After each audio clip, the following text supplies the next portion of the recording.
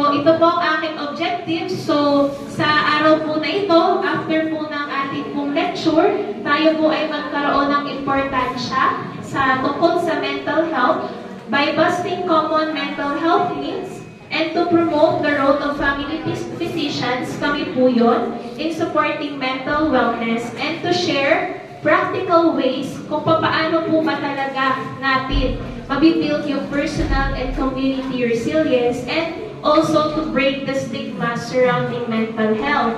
Kasi marami po rin talagang stigma pa rin hanggang sa ngayon tungkol sa mental health.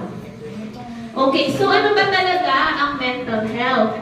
So according po sa World Health Organization, ito po ay state of mental well-being that enables people to cope kung paano po tayo mag-respond sa stresses ng ating buhay, sa mga challenges po sa buhay natin, kung paano po natin siya tatanggapin sa atin, and learn and work well, and contribute to their community. So, ang prevalence po ng mental health globally, so 14%, ito po ay global burden of disease. So, around 450 million po ay nagsasuffer sa mga ganitong ganito pong problema. Dito lang po sa Pilipinas, estimated po natin ay 11.3 hanggang 11.6% ng population or 12.5 million Filipinos na nagsasuffer po sa mental health conditions. At ito po ay patuloy pa tumataas po kada taon ng 2%. Ano po ang predominant po talaga ay ang depression at anxiety.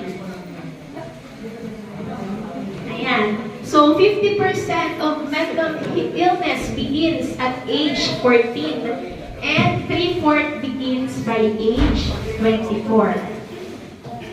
Dito po sa Pilipinas, meron na po tayong batas tungkol sa mental health. Ito po yung Philippine Mental Health Act of 2018 or Republic Act number 11036. So, ang role po ng batas na ito ay para po mabigyan pong pansin ang tungkol sa mga mental health problems. Para hindi nyo na po isipin yung gastos ng pagpapagamot, ng mga gamot para sa mga mental illness po. At saka po, maprotektahan yung rights ng mga tao na meron pong ganitong kondisyon.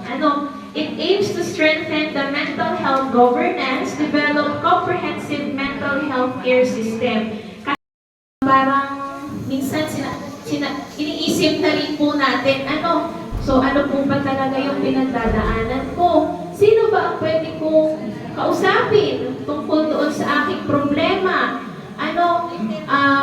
Anong magiging apekto nito sa akin? Hindi lang sa sarili, kundi pati sa aking pamilya, sa aking komunidad. Saan ako kumukuha ng help? Sino po bang tutulong sa mga ating pong mga pasyente na meron ganito? Meron po bang gamot para dito? Papaano ang mahal ng gamot? So yun nga po, doon po sa aking nabanggit kanina, meron na po tayong batas na nagbibigay po ng libreng gamot para sa mga ganito, basta po ay may reseta ng doktor. So ito po yung mga warning signs. Hindi po ibig sabihin na meron kayo nito ay meron na po kayong mental health or mental illness. Pero po kung ito po ay sabi po ng American Psychiatric Association, kung kayo po ay merong sleep or appetite changes, yung dati nakakatulog naman kayo ng maayos, ngayon parang hindi na kayo makatulog. Tapos parang wala kayong ganang kumain. Or naman meron naman pong kain ng kain. Stress eating. Meron din pong mood changes. Ang mood parang mabilis kang mairita, mabilis kang mainis, mabilis kang magalit. Social withdrawal, kung parang ayaw niyang kumausap ng iba. Gusto ko dito lang ako sa bahay. Ayaw ko makipag-usap, ayaw kong lumabas ng bahay. Drop in functioning. Yung dating gusto mong gawin. Kunwari, kayo ay nag-e-enjoy sa inyong trabaho, nagzuzumba, nag-e-exercise. Parang siyang gawin. Parang tinatamad na kayo, ganyan. Tapos problem thinking, increased sensitivity, apathy, parang nawawalan na po kayo ng interest, no? Nawawalan kayo ng interest sa lahat ng bagay. Feeling disconnected, unusual or exaggerated beliefs, yung sobrang kaba, and unusual behavior. Ayan, or changes in behavior. Pero hindi po ibig sabihin na nandito po parang napapakiramdaman ko, parang meron din akong ganito Hindi po ibig sabihin ay may mental illness na po kayo, ha? Opo, depende pa rin po. Tapos, depende pa rin po sa inyo, tsaka po sa pag-uusapan po ng inyong doktor. Ayan, ano ba yung mga common mental health needs? Yung mga sabi-sabi, no? Ayan. Mental health problems are a sign of weakness. Tama ba yun?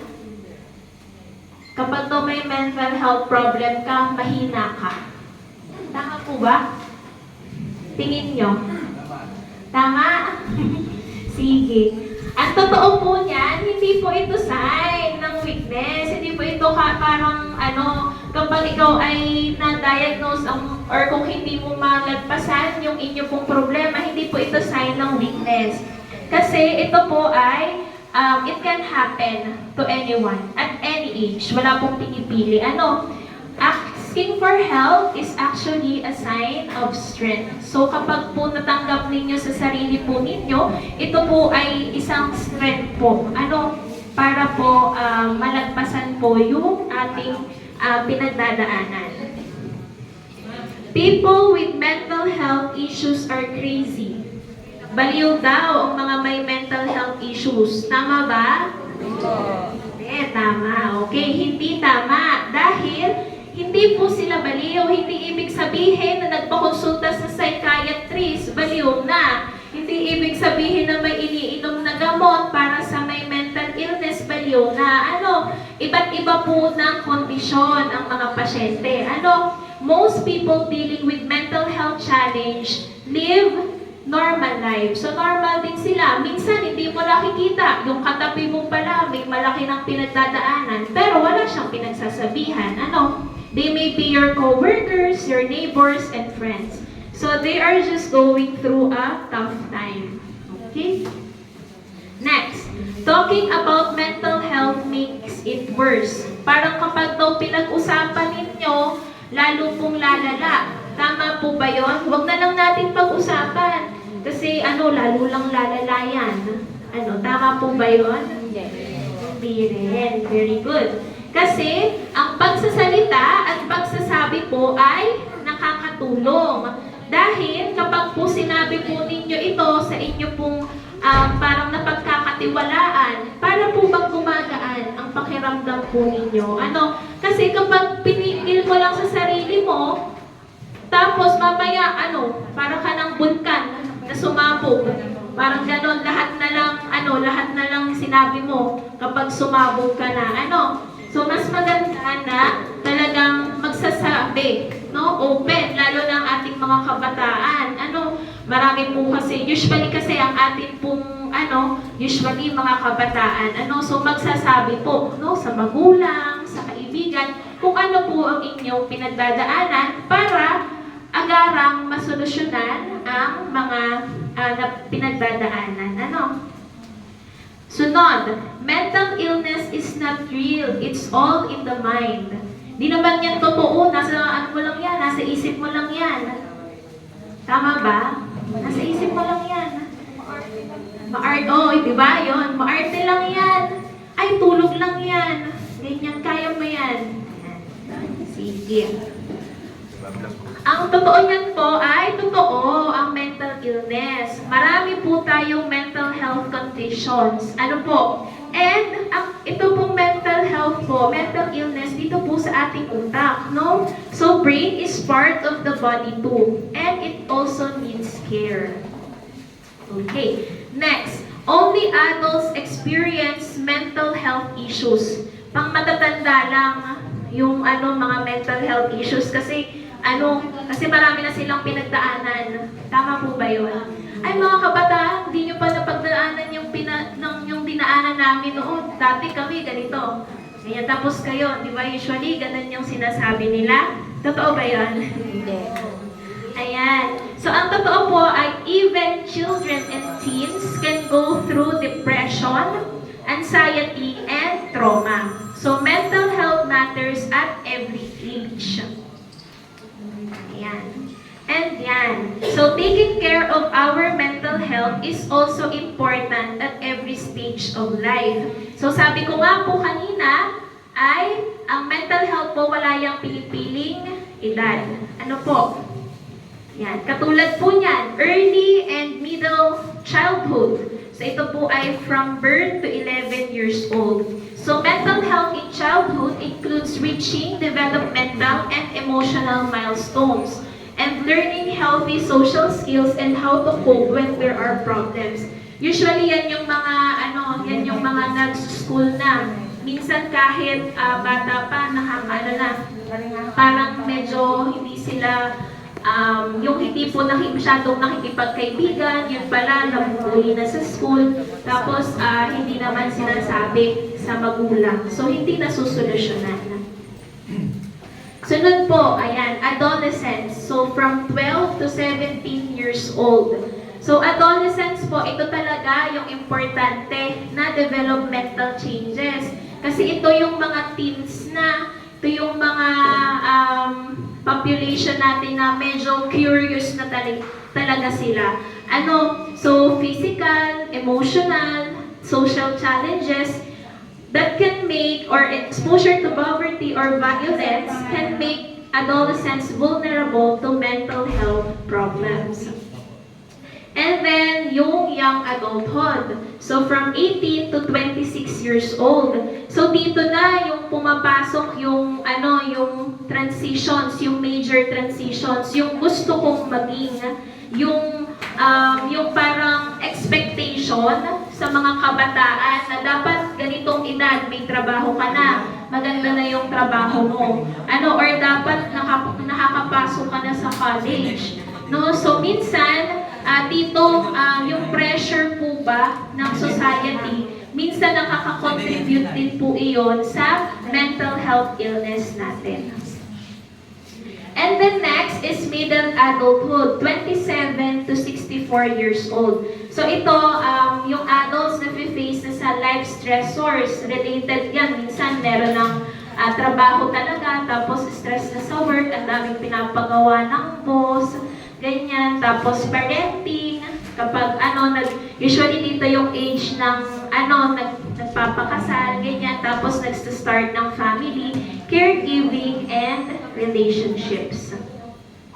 And then, older adulthood, 65 years old, pataas po. So ito, sila, meron ding mga na-experience. Sino po ba dito ang ang 60 years old na? Ayan. Ma'am, meron ka bang masishare? Meron ka na bang experience? Maraming life changes? Sige, marami ng life changes talaga. Marami ng kailangang i-maintain. Ayan. It can impact also their mental health, such as retirement, tapos coping with serious illness. Ang dami ng maintenance. Parang ayoko na. Sawa na ako sa maintenance. Usually, ganun, di ba? Or losing a loved one. So, some may experience feelings of grief, social isolation, or loneliness. Lalo na po doon sa mga mag-aasawang matagal na talagang magkakasama, tapos matanda na, no? Usually, nakikita din namin yan. Tapos nauna yung isa. So, yung isa, nalulungkot.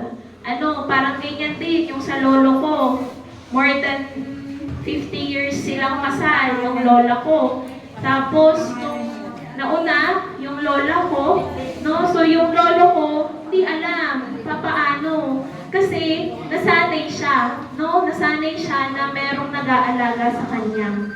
So, nahirapan din. So, tapos nagkaroon pa ng depression. So, medyo mahirap. Pero, importante doon, yung family. No? Kasi kung paano nyo po i-embrace yun at kung paano nyo po susolusyonan as a family. No?